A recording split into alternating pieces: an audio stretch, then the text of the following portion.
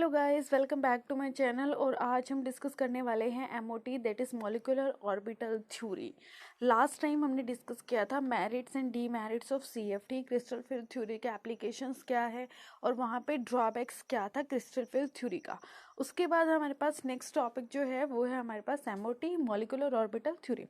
General concept क्या है molecular orbital theory का? MOT based on the principle of linear combination of atomic orbital. क्या होगा कि एटॉमिक ऑर्बिटल लीनियरली कंबाइन करेंगे, ये उस प्रिंसिपल पे काम करेगा। ठीक है, linear LCAO means linear combination of atomic orbital. Now electron is associated with the wave function. आपके पास जो इलेक्ट्रॉन होंगे, हर इलेक्ट्रॉन के कॉरस्पॉन्डिंग आपके पास क्या होगा, एक वेव फंक्शन होगा that is delocalise over entire molecule. जो आपके कंप्लीट मॉलिक्यूल के ऊपर वो वेव फंक्शन आपका काम करेगा। मीन्स मॉलिक्यूलर ऑर्बिटल्स किस तरह के होंगे? पॉलीसेंट्रिक। पॉलीसेंट्रिक मीन्स जहाँ पे एक से ज़्यादा न्यूक्लियस, ठीक है, जहाँ पे एक से ज़्यादा सेंटर होगा। सेंटर पॉइंट क्या होता है? न्यूक्लियस होता है। तो जहाँ पे एक से ज़्यादा सेंटर पॉइंट होंगे, सेंटर्स होंगे एक से ज़्यादा, तो वहाँ पे आप उसको बोलेंगे पॉलीसेंट्रिक। यानी कि जो मॉलिक्यूलर ऑर्बिटल हैं वो आपके पॉलीसेंट्रिक होते हैं, और जो एटॉमिक ऑर्बिटल्स हैं वो आपके क्या होते हैं? वो आपके मोनोसेंट्रिक होते हैं। So atomic orbitals linearly combine करके पॉलीसेंट्रिक में कन्वर्ट हो जाएगा। ठीक है, सो जैसे पॉलीसेंट्रिक के नीचे मैंने यहाँ पे लिखा है कि पॉलीसेंट्रिक का मतलब यहाँ पे क्या है? Involve more than one nucleus. तो सपोज आपके पास दो इलेक्ट्रॉन है, दो इलेक्ट्रॉन में आपके पास है जाई ए एंड जाई बी, उसके कॉरेस्पॉन्डिंग आपका वेव फंक्शन है। सो यहाँ पे कंप्लीट आपका वेव फंक्शन हो जाएगा जाई ए वन प्लस जाई बी वन इंटू जाई ए टू एंड जाई बी टू। ओके, और एक आपके पास यहाँ पे एक बहुत इंपॉर्टेंट पॉइंट लिखा हुआ है। सो इस इंपॉर्टेंट पॉइंट का फ़ायदा क्या है कि जैसे जब आप स्टेटमेंट्स पढ़ेंगे तो स्टेटमेंट्स में एक क्वेश्चन पूछ लिया जाता है कि वीबीटी जो है वैलेंस बॉन्ड थ्योरी, वो आपके रेजोनेंस फेनोमेना को फॉलो करता है, लेकिन जो आपका एमओटी है molecular orbital theory, resonance phenomena को फॉलो नहीं करता। तो ये स्टेटमेंट में बहुत इंपॉर्टेंट स्टेटमेंट है that VBT follow the resonance phenomena whereas MOT doesn't follow the resonance phenomena. After that, atomic orbitals are monocentric in nature and they have only one nucleus. Okay. After that हमारे पास आता है general postulates of MOT. General postulates हमारे पास MOT के क्या क्या general postulates हैं? फर्स्ट जो पोस्टुलेट है हमारे पास वो ये है कि आपका orbitals are observe in the theory by the combination of two atomic orbital we get two molecular orbital। कि जब आपके पास दो एटॉमिक ऑर्बिटल कंबाइन करेंगे तो आपके पास क्या बनेंगे? दो मॉलिक्यूलर ऑर्बिटल बनेंगे उसके कॉरस्पॉन्डिंग, जिसमें एक होगा आपका बॉन्डिंग मॉलिक्यूलर ऑर्बिटल और दूसरा होगा आपका एंटी बॉन्डिंग मॉलिक्यूलर ऑर्बिटल। जो आपका बॉन्डिंग मॉलिक्यूलर ऑर्बिटल होगा वो आपका लोअर इन एनर्जी होगा, जिसके कॉरस्पॉन्डिंग वेव फंक्शन हो जाएगा CA5A प्लस CB5B। ओके, और जो आपका एंटी बॉन्डिंग मॉलिक्यूलर ऑर्बिटल है वहाँ पे एनर्जी हाई होगी और उसके कॉरस्पॉन्डिंग वेव फंक्शन होगा आपका CA5A minus CA5B। Combination between two atomic orbital is effective when it follow three combinations. देखिए, आपको आपके पास क्या है कि एटॉमिक ऑर्बिटल्स को आपस में कंबाइन करके मॉलिक्यूलर ऑर्बिटल में कन्वर्ट होना है। तो अगर आपके पास दो एटॉमिक ऑर्बिटल हैं तो जब वो कंबाइन करेंगे तो आपके पास दो एटॉमिक ऑर्बिटल बनेगा। One is bonding molecular orbital, another one is anti bonding molecular orbital. Bonding molecular orbital lower in energy होगा, anti bonding molecular orbital higher in energy होगा। बॉन्डिंग मॉलिक्यूलर ऑर्बिटल के corresponding wave function हो जाएगा CA5A plus CB5B, और anti bonding के corresponding होगा CA5A minus CB5B। अब आपकी जो ओवरलैपिंग है दो एटॉमिक ऑर्बिटल्स की, वो ओवरलैपिंग आपकी इफेक्टिव होनी चाहिए, तभी उनकी ओवरलैपिंग का फायदा होगा। ओवरलैपिंग इफेक्टिव कब होगी? देखिए वहाँ पे कंडीशंस हैं। कंडीशंस, पहला कंडीशन क्या होगा? आपके पास है एनर्जी ओवरलैपिंग सिमेट्री, यानी कि वहाँ पे आपके पास क्या होना चाहिए? कंपेरेबल एनर्जी होनी चाहिए मॉलिक्यूलर ऑर्बिटल की, यानी कि एनर्जी जो है आपके एटॉमिक ऑर्बिटल की वो ऑलमोस्ट सेम होनी चाहिए। बिल्कुल सेम तो नहीं बट ऑलमोस्ट सेम हो तो बेटर इफेक्टिव ओवरलैपिंग वहाँ पे आपका होगा। दूसरा है सिग्निफिकेंट एक्सटेंट ऑफ ओवरलैपिंग, यानी कि आपकी ओवरलैपिंग काफ़ी हद तक अच्छी होनी चाहिए, यानी कि लोब्स जो होंगे आप एटॉमिक ऑर्बिटल के, वो जो लोब हैं वो लोब आपस में अच्छे से मर्ज होना चाहिए, तभी हम बोलेंगे कि वहाँ पे इफेक्टिव ओवरलैपिंग हुई है। सो इफेक्टिव ओवरलैपिंग कब होगा? जब एक तो वहाँ पे क्या होगा? कंपेरेबल एनर्जी होगी, दूसरा सिग्निफिकेंट एक्सटेंट की ओवरलैपिंग आपकी मैक्सिमम तक हो चुकी हो। ठीक है, सिमिट्री में हम क्या बोल सकते हैं, lobe of combining orbital should have same symmetry. Same symmetry की लोब आपस में आपके कंबाइन करेंगे, लेकिन अगर पॉजिटिव लोब है तो वो पॉजिटिव के साथ ओवरलैपिंग करेगी, अगर आपकी पॉजिटिव नेगेटिव के साथ ओवरलैपिंग कर रही है तो वो out of the phase overlapping हो जाती है। इन फेज ओवरलैपिंग आपकी बेस्ट ओवरलैपिंग होती है जो आपकी सेम लोब्स के बीच में होगा, that is like positive lobe के साथ ही ओवरलैपिंग करती है, ठीक है। तो lobe of combining orbital should have same symmetry. After that the energy of bonding molecular orbital, देखिए यहाँ पे energy of bonding molecular orbital किस तरह से होगा। बॉन्डिंग मोलिकुलर ऑर्बिटल में आपके पास सिग्मा बॉन्डिंग पैटर्न की अगर हम बात करें, जैसे हमारे पास अभी ये एक छोटे सी दिखाया हुआ है कि एनर्जी किस तरह से बॉन्डिंग मोलिकुलर ऑर्बिटल जो होंगे, यानी कि जब आपके दो एटॉमिक ऑर्बिटल कंबाइन करते हैं तो आपके पास बॉन्डिंग और एंटी बॉन्डिंग मोलिकुलर ऑर्बिटल किस तरह से बनता है। सो यहाँ पे अगर आप देखें तो आप देखते हैं ये है मेरा ए मॉलिक्यूल, ये है मेरा बी, ये ए का एटॉमिक ऑर्बिटल है और एक बी का एटॉमिक ऑर्बिटल है। तो यहाँ पे जो लिगेंड, ये जो लाइन लिखी हुई है यहाँ पे, ये क्या लिखा हुआ है कि लिगेंड, जहाँ पे लिगेटिंग साइट है ऑक्सीजन, नाइट्रोजन, फ्लोरीन, यानी कि बहुत ज़्यादा इलेक्ट्रोनेगेटिव एलिमेंट है, तो उस केस में जो एनर्जी होती है वो डिक्रीज हो जाती है। दैट इज़ वाई जो बी का एनर्जी यहाँ पे आप देख रहे हो, वो बी की जो एनर्जी है वो कम है और ए की जो एनर्जी है वो क्या है, वो ज़्यादा है। ओके, सो यहाँ पे ए का एनर्जी ज़्यादा है, बी का एनर्जी कम है, और पेरीसेंट्रिक के ऊपर अगर देखें तो यहाँ पे एनर्जी आपकी नेगेटिव है और यहाँ पे जो एनर्जी होगी वो आपकी होगी पॉजिटिव। सो यहाँ पे एक अब आपके पास बॉन्डिंग मोलिकुलर ऑर्बिटल ये बन गया और एक बॉन्डिंग मोलिकुलर ऑर्बिटल आपके पास ऊपर है। सो बॉन्डिंग मोलिकुलर ऑर्बिटल के कॉरेस्पॉन्डिंग वेव फंक्शन हो जाएगा CA5A + CB5B, और यहाँ पे जो आपका बॉन्डिंग करेक्टर है वो होगा ज़्यादा और ऊपर वाले में आपका एंटी बॉन्डिंग करेक्टर जो है ज़्यादा, यानी कि यहाँ पे CB is greater than CA और यहाँ पे आपका हो जाएगा CA greater than CB। Okay, so ये इंपॉर्टेंट चीज़ आपको याद रखना है कि जहाँ पे इलेक्ट्रोनेगेटिविटी ज़्यादा होती है वहाँ पे इफेक्टिव न्यूक्लियर चार्ज बहुत ज़्यादा हो जाता है, तो उस केस में जो एनर्जी है वो कम हो जाएगी। दैट इज़ वाई बी जो है, अगर बी की इलेक्ट्रोनेगेटिविटी ए से ज़्यादा है तो उस केस में बी की एनर्जी कम हो जाएगी ए की एनर्जी से, और एनर्जी हमें पता है एनर्जी किसके इक्वल है, that is -13.6 Z effective square by n का स्क्वायर, ठीक है। सो ये यहाँ पे मेरा क्या है, C is greater than C B, means ये आपका एंटी बॉन्डिंग मोलिकुलर ऑर्बिटल है जिसकी कॉरेस्पॉन्डिंग वेव फंक्शन है CA5A - CB5A। उसके बाद हमारे पास आता है bonding interaction directly proportional to S² by delta E. S की ओवरलैपिंग ज़्यादा होती है, क्या है कि हमारे पास एस की जो ओवरलैपिंग होती है वो ज़्यादा होती है, क्योंकि जब हम एस से पी से डी और डी से एफ जाते हैं तो डी का क्या है, डिफ्यूज्ड शेप हो जाता है। अगर आपका एटॉमिक ऑर्बिटल का शेप बहुत ज़्यादा डिफ्यूज्ड है तो वो इफेक्टिव ओवरलैपिंग नहीं कर पाएगा। ओके, सो यहाँ पे क्या है कि जो मेरा बॉन्डिंग इंटरेक्शन है वो हो जाएगा directly proportional S² by delta ई, और ये जो S है वो इक्वल है 1 + R+R² 3 × E⁻⁻R के, वेयर ये बहुत इंपॉर्टेंट है, यहाँ से पूछा जाता है क्वेश्चन, अगर R आपका इन्फिनिटी है तो S हो जाएगा आपका 0, और अगर R आपका 0 है तो आपका S हो जाएगा 1।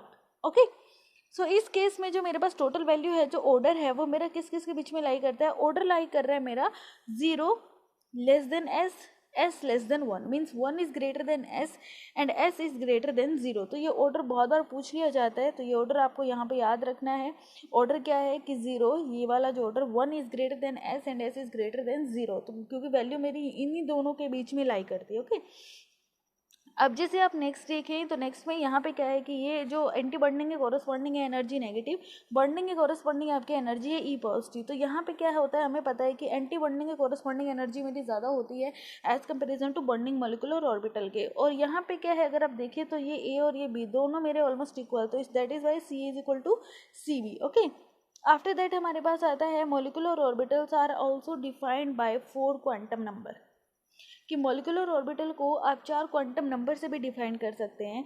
जनरली क्या होता है, मेरे पास जो n और l है वो रिटेन करेंगे देयर वैल्यू आफ्टर कम्बिनेशन, और ml हम -L2 + L निकाल लेते हैं, और n-1 जो होता है वो क्या हो जाता है मेरा, वो मेरा L हो जाता है, ठीक है।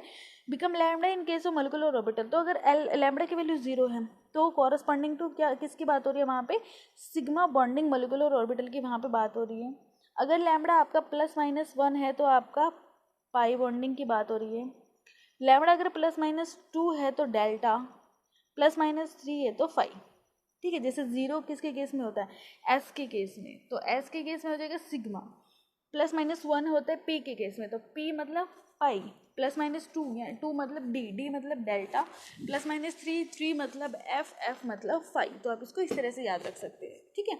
In sigma bonding one lobe overlap with one lobe and, तो सिग्मा में क्या होगा, एक लोब के साथ ओवरलैप करेगी, पाई में दो लोब करेंगी, और डेल्टा में चार लोब करेंगी, और फाइव में 6 लोब होंगे, ठीक है। So in sigma bond one lobe overlap with one lobe, pi bond two overlap with two, delta में 4 और फाइव में हो जाएगा आपका 6।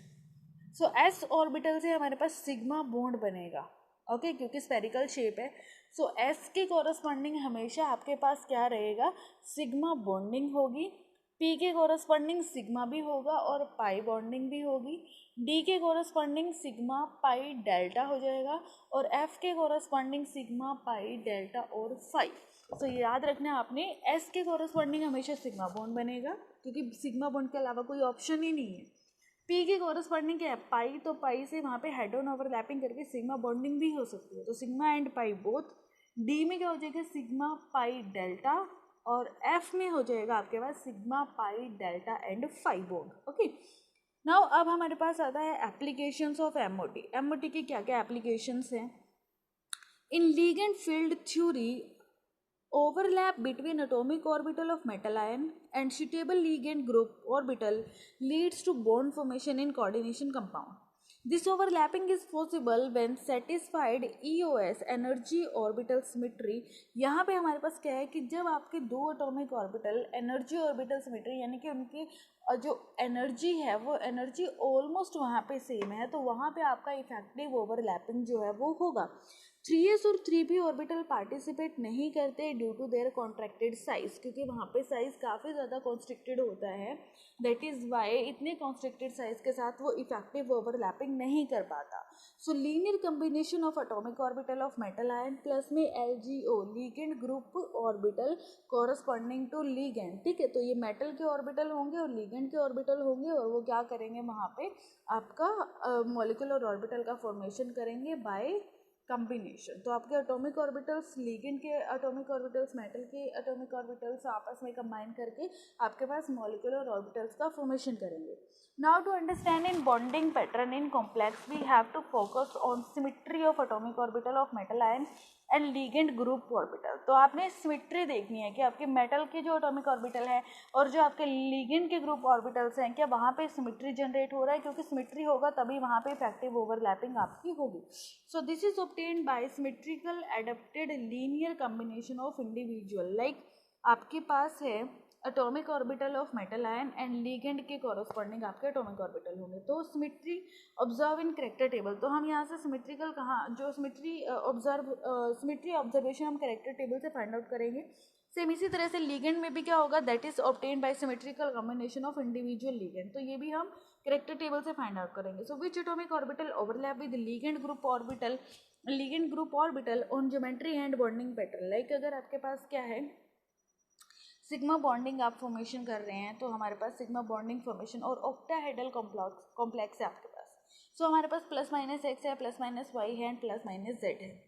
तो यहाँ पे हमारे पास सिग्मा बॉन्ड का फॉर्मेशन हम करना चाहते हैं, ठीक है। सो सिग्मा बॉन्ड का फॉर्मेशन मैं करना चाहती हूँ, तो मेरे पास क्या है, मेरे पास है एक्सियल बॉन्ड है। मेरे पास क्या होगा, सिग्मा बॉन्डिंग आपकी कब होगी, सिग्मा बॉन्डिंग आपकी तभी होगी जब आपकी एक्सियल ओवरलैपिंग वहाँ पे होगा, ठीक है। सो एक्सियल ओवरलैपिंग जब आपकी होगी तभी आपकी सिग्मा बॉन्डिंग वहाँ पे होगी।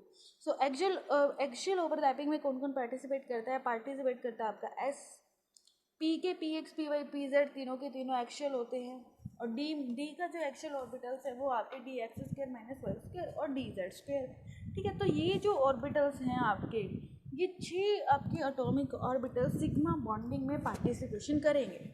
Now, according to character table on complex, it is clear that symmetrical operation to s orbital. तो करेक्टर टेबल से हमें पता है कि s ऑर्बिटल के कॉरस्पॉन्डिंग जो हमारा सिमेट्रिकल ऑपरेशन है वो s के कॉरस्पॉन्डिंग कितना आता है, a1g, ओके। तो यहाँ पे s is equal to x square plus y square plus z square. X square हमें पता है r sine theta cos five, तो एक्स का स्क्वायर है, एक्स की कॉरस्पॉन्डिंग क्या है, r sine theta cos five square plus y के कॉरस्पॉन्डिंग हो जाएगा r sine theta sine five square plus z के कॉरस्पॉन्डिंग हो जाएगा r cos square theta square, और इसका वैल्यू इक्वल टू आएगा 1 के, क्योंकि एस ऑर्बिटल्स में एंगल तो नहीं होगा, ठीक है, तो एंगल की वैल्यू हम वहाँ पे पुट करेंगे 1।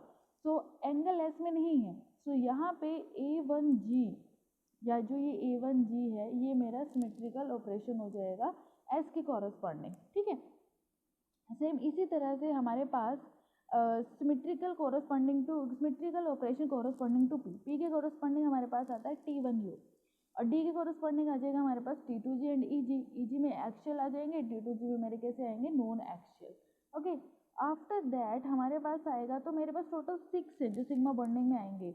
एक हो गया एस के corresponding that is A1G, T1U हो गया मेरा पी के कॉरस्पॉन्डिंग, तो 3 ऑर्बिटल पी से आगे, EG हो गया मेरे डी से, तो टोटल एटॉमिक ऑर्बिटल कितने हो गए 6, 3 और 2 5 और 1 6। तो सिग्मा बॉन्डिंग में कितने ऑर्बिटल है, सिग्मा बॉन्डिंग में हमारे पास 6 ऑर्बिटल है। पाई LGO में कौन होगा नॉन बॉन्डिंग, तो मेरे पास कितने हैं, मेरे पास 6 हैं। सिग्मा बॉन्डिंग के कॉरस्पॉन्डिंग मेरे पास 6 ऑर्बिटल्स होंगे। तो 6 ऑर्बिटल में एक ऑर्बिटल मैक्सिमम 2 इलेक्ट्रॉन अकोमोडेट करता है, तो 6 ऑर्बिटल मैक्सिमम क्या करेगा 12 इलेक्ट्रॉन को अकोमोडेट करेगा वहाँ पे, ओके। उसके बाद हमारे पास आता है individual ligand go through symmetrical adaptation linear combination, यानी कि यहाँ पे क्या बनेगा symmetry adapted linear combination, Salk हमारा यहाँ पे बनेगा। और साल्क बहुत इंपॉर्टेंट टॉपिक है, साल्क से बहुत सारे क्वेश्चंस आपके जो हैं वो एग्जाम में पूछे जाते हैं, सिर्फ साल्क से बहुत सारे क्वेश्चंस हैं जो साल्क के कोरस्पॉन्डिंग पूछा जाता है। सो साल्क के कोरस्पॉन्डिंग हमारे पास क्या है, तो साल्क को थोड़ा सा अंडरस्टैंड करने की कोशिश करिएगा। And ligand grouping orbital that is LGO, तो साल्क हमारे पास S के कोरस्पॉन्डिंग हो गया A1G, तो मेरे पास टोटल 6 ऑर्बिटल है, तो 6 SALC for 6 ligand may be represented है। तो साल्क ऑफ A1G के कोरस्पॉन्डिंग देखिए, टोटल ऑर्बिटल ऑक्टाहेड्रल में जो टोटल लीगेंड होते हैं वो कितने होते हैं 6 लीगेंड है, तो मेरे पास कितने साल्क बनेंगे 6 साल्क बनेंगे। तो A1G है जो S के कोरस्पॉन्डिंग हमारा सिमेट्रिकल ऑपरेशन था A1G, तो उसके कोरस्पॉन्डिंग हमारे पास साल्क हो जाएगा 1/√6 sigma 1 plus sigma 2 plus sigma 3 plus sigma 4 plus sigma 5 plus sigma 6, तो ये हो गया मेरा A1G के कोरस्पॉन्डिंग। इसी तरह से P में 3 ऑर्बिटल हैं, तो T1U सिमेट्रिकल ऑपरेशन था, तो T1U के कोरस्पॉन्डिंग में क्या कितने साल्क बनेंगे 3 साल्क बनेंगे, तो वहाँ पे बनेगा PX PY और PZ के कोरस्पॉन्डिंग। तो वहाँ पे अगर मैं X को लूँ तो Y और Z बचता है मेरे पास, ठीक है, क्योंकि अगर आप यहाँ पे देखें तो Z के कोरस्पॉन्डिंग 2 लोब आ रही है, Y के कोरस्पॉन्डिंग भी 2 लोब है, X के कोरस्पॉन्डिंग भी 2 लोब है, तो यहाँ पे 2 बचेगा, तो 1/√2 sigma 1 minus sigma 6 that is Z के कोरस्पॉन्डिंग, ठीक है। आफ्टर दैट हमारे पास PY बचता है, PY भी क्या होगा 1/√2 सिग्मा 2 माइनस सिग्मा 4, X के कोरस्पॉन्डिंग हो जाएगा 1/√2 sigma 3 minus sigma 5, okay. Now 2 Salk for EG के कोरस्पॉन्डिंग भी साल्क होगा, EG के कोरस्पॉन्डिंग क्या है DX² माइनस Y² और DZ², सो DX² माइनस Y के कोरस्पॉन्डिंग हो जाएगा 1/2 sigma 3 plus sigma 5 minus sigma 2 minus sigma 4। देखिए आपको याद करने की ज़रूरत नहीं है, ये बस वैसे आपको बताया जा रहा है कि साल्क एक्चुअली में किस तरह से बनता है आपका। तो 6 लीगेंड है तो 6 साल्क फॉर्मेशन वहाँ पे होगा, 6 लीगेंड थे तो वहाँ हमारे पास SPD था, तो हर एक के कोरस्पॉन्डिंग हमारे पास साल्क फॉर्मेशन होगा, तो हम सबके कोरस्पॉन्डिंग साल्क बना रहे हैं। तो S के कोरस्पॉन्डिंग साल्क बना था हमारा 1/√6, ठीक है, और वहाँ पे sigma 1 sigma 2 sigma 3 sigma 4 sigma 5 sigma 6। Same इसी तरह से T1U में P के कोरस्पॉन्डिंग 3 साल्क बनेंगे PX PY PZ, तो वैल्यू आप देखिए, आपको ये जो लिखा है ना सिग्मा 1 सिग्मा 6, ज़रूरी नहीं है आप सिग्मा 1 सिग्मा 6 ही लिखें, आप कोई भी नंबर यहाँ से उठा सकते हैं, जैसे आपके पास यहाँ दिख रहा है, आपकी मर्जी है, आप कोई भी उठा सकते हैं, ठीक है। और EG के कोरस्पॉन्डिंग भी 2 साल्क फॉर्मेशन हो जाएगा, आपको साल्क याद करने की ज़रूरत नहीं है। सो X² माइनस Y² के कोरस्पॉन्डिंग है 1/2 sigma 3 plus sigma 5 minus sigma 2 minus sigma 4। DZ² के corresponding 1/√2 2 sigma 1 plus 2 sigma 6 minus sigma 3 minus sigma 5 sigma 6 and sigma 4, okay. उसके बाद हमारे पास आता है energy level diagram for octahedral complex in sigma bonding. So यहाँ पे आपने जो चीज़ याद रखनी है, अब देखिए ये जो पोर्शन है मेरा, इस तरफ जो पोर्शन है वो मेटल के कॉरस्पॉन्डिंग है। सो यहाँ पे क्या हो जाएगा, जो Cm² की वैल्यू है वो C लिगेंड से ज़्यादा हो जाएगी, ओके। और ये जो रीज़न है मेरा, ये मेरा लिगेंड के कॉरस्पॉन्डिंग है, जो इस तरफ है, जो ये रीज़न है, तो यहाँ पे Cl² ग्रेटर देन Cm²। ठीक है, तो दो रीज़न थे। पहले वाला रीज़न मेटल के कोरस्पॉन्डिंग था, सेकेंड वाला जो रीज़न है वो मेरा लिगेंड के कोरस्पॉन्डिंग है।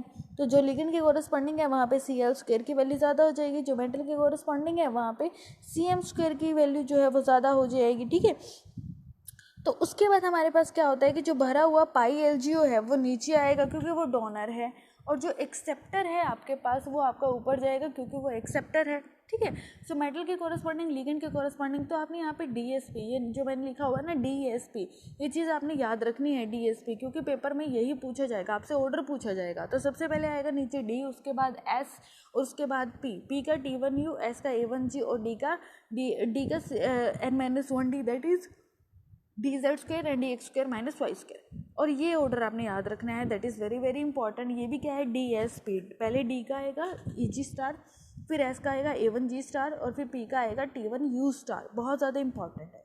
और यहाँ पे नॉन बॉन्डिंग में आएगा T2G, ये भी बहुत बार पूछा जाता है कि T2G आपका किस में जाएगा, तो T2G आपका नॉन बॉन्डिंग में जाएगा, और Eg जो है वो मेरा एंटी बॉन्डिंग में जा रहा है। ठीक है, सो यहाँ पे पाई बॉन्डिंग हुई है, पाई बॉन्डिंग आपको दिख रही है, पाई बॉन्डिंग में T2G पाई, और ये पाई स्टार T2G आपका। ठीक है, जो T1U है उसको यहाँ पे इंक्लूड इसीलिए नहीं कर रहे क्योंकि T1U ऑलरेडी मेरा सिग्मा बॉन्डिंग में जा चुका है। यहाँ पे देखिए जो T1U है वो मेरा सिग्मा बॉन्डिंग में जा चुका है। ठीक है, सो आपने ये याद रखना है। यहाँ पे DPS का ऑर्डर है, DPS सबसे पहले S A1G, उसके बाद P जो है आपका T1U, और D के कॉरस्पॉन्डिंग है EG मोलिकुलर ऑर्बिटल। ठीक है, तो ये उसके बाद हमारे पास क्या आता है, देखिए हमारे पास ऑर्डर बन गया A1G, उसके बाद T1U, उसके बाद EG, उसके बाद T2G that is non bonding, उसके बाद है EG* के बाद हमारा A1G* एंड T1U*। तो जो मेरा A1G, T1U और EG है ये बॉन्डिंग मोलिकुलर ऑर्बिटल है, T2G नॉन बॉन्डिंग है, और EG*, A1G* और जो T1U* है वो मेरा एंटी बॉन्डिंग मोलिकुलर ऑर्बिटल। तो आपने याद रखना है DSP, तो ऊपर एंटी बॉन्डिंग में भी क्या बन रहा है DSP। ठीक है, और नीचे जो है मेरा बॉन्डिंग में क्या बन रहा है आपका DPS बन रहा है, तो ये याद रखना है। T2G जो है आपका वो नॉन बॉन्डिंग है, तो आपने याद रखना है ये DSP, ऊपर आपका DSP और नीचे आपका बन रहा है DPS। ओके, चलिए नेक्स्ट जो चीज़ है हमारे पास for the transition metal ion energy का ऑर्डर है, ये आपने याद रखना है। ये पेपर में एज इट इज़ एग्जाम्पल मतलब स्टेटमेंट्स के अंदर पूछ लिया जाता है, ऑप्शन में भी पूछा जाता है। तो यहाँ पे एनर्जी ऑर्डर है NP ग्रेटर देन NS और NS is greater than N-1D। Reason behind is this, ये है आपका जो D ऑर्बिटल है वो काफ़ी ज़्यादा डिफ्यूज्ड शेप का हो जाएगा, दैट इज़ वाई वहाँ पे एनर्जी आपका काफ़ी ज़्यादा कम हो जाएगा। तो for the ligand like ammonia, water, fluoride, ligand sigma orbitals are lower in energy compare to metal valence orbital. Now आपके पास आता है NP और NS। NP के कोरस्पॉन्डिंग T1U, S के corresponding A1G। Compare to 4s एंड 4p orbital 3D orbitals are more diffused, so 4s एंड 4p can make effective overlapping. क्योंकि 3D में बहुत ज़्यादा डिफ्यूज शेप हो जाएगी तो वो इफेक्टिव ओवरलैपिंग में नहीं जा पाएगा, लेकिन अगर आपका 4s और 4p की बात करें तो वहाँ पे डिफ्यूज शेप नहीं है, तो वो वहाँ पे इफेक्टिव ओवरलैपिंग में आपके जाएंगे। बात करते हैं A1G molecular orbital, T1U molecular orbital become more stabilise than EG, that is by जो है वो लोअर एनर्जी में है। लोअर एनर्जी की बात करें तो यहाँ पे आप देखें तो यहाँ पे A1G सबसे नीचे है, फिर T1U है और EG सबसे ऊपर है, यानी कि EG का एनर्जी ज़्यादा है। एनर्जी ज़्यादा मतलब ये काफ़ी ज़्यादा डीस्टेबलाइज है, लेकिन जो T1U और A1G है ये बहुत ज़्यादा स्टेबलाइज है, दैट इज़ वाई ये सबसे ज़्यादा लोअर एनर्जी में आपके हैं। ओके, आफ्टर दैट आता है हमारे पास A1G*, anti bonding molecular orbital T1U* become more destabilise than EG, इसीलिए वो वहाँ पे सबसे ज़्यादा हायर एनर्जी में रहे। फीचर्स ऑफ एनर्जी लेवल की अगर हम बात करें तो मेरे पास 3 बॉन्डिंग मोलिकुलर ऑर्बिटल बना, एक non bonding that is T2G, और 3 मेरे पास एंटी बॉन्डिंग मोलिकुलर ऑर्बिटल बने। तो 6 बॉन्डिंग मोलिकुलर ऑर्बिटल, 6 कैसे, EG के 2, T1U के 6 और एक इसका, तो 3 और 2 5 और एक 6, P के कोरस्पॉन्डिंग 3, EG के कोरस्पॉन्डिंग और EG के कोरस्पॉन्डिंग 2 और एक S के कोरस्पॉन्डिंग, तो 3 और 2 5 और एक 6 bonding molecular orbital, 12 electrons are occupied. तो यहाँ पे Cl² greater than Cm² by the ligand that result into polarisation. देखिए जो यहाँ पे क्या है कि Cl² लिखा है कि Cl² यानी कि लिगेंड कंट्रीब्यूशन ज़्यादा है एज कंपेरिजन टू मेटल के, बट ऐसा नहीं है कि मेटल का कंट्रीब्यूशन 0 हो गया, नो, वहाँ पे जो Cm² है that is not equal to 0, metal का कंट्रीब्यूशन 0 नहीं है, मेटल का भी कंट्रीब्यूशन है। Means bonding molecular orbital delocalisation of electron takes place, कि आपका जो बॉन्डिंग मोलिकुलर ऑर्बिटल है अभी भी वहाँ पे डीलोकलाइजेशन ऑफ इलेक्ट्रॉन्स है, और डीलोकलाइजेशन मतलब पोलराइजेशन, और पोलराइजेशन मतलब CFT, यानी कि कहीं ना कहीं मॉलिक्यूलर ऑर्बिटल में भी CFT की बू आ रही है, वहाँ पे CFT का पोर्शन मॉलिक्यूलर ऑर्बिटल में भी आपको दिखाई दे रहा है कि जो बात आपका CFT कह रहा था कहीं ना कहीं डीलोकलाइजेशन के बारे में बातें, वही बातें आपके मॉलिक्यूलर ऑर्बिटल थ्योरी के अंदर भी आ रही हैं कि अगर Cl² बहुत ज़्यादा है Cm² से, तो इसका मतलब ये नहीं है कि Cm² का वैल्यू 0 हो गया, मेटल का कंट्रीब्यूशन वहाँ पे है, डीग्लोकलाइजेशन वहाँ पे है, दैट इज़ वाई वहाँ पे पोलराइजेशन करेक्टर वहाँ पे होगा, और पोलराइजेशन की बातें CFT थ्योरी के अंदर थी। Okay, so any electron in non bonding में T2G था, orbital will have only metal character in the absence of pi bonding and in the middle region. तो हमारे पास T2G के कॉरस्पॉन्डिंग हमारा क्या होगा, मेटल करेक्टरिस्टिक्स होगा, और ये कब है, in the absence of pi bonding. Okay, so यहाँ पे हम क्या देख सकते हैं, यहाँ के बीच में हमारे पास ट्रांजिशन हो सकते हैं, T2G से EG* का ट्रांजिशन।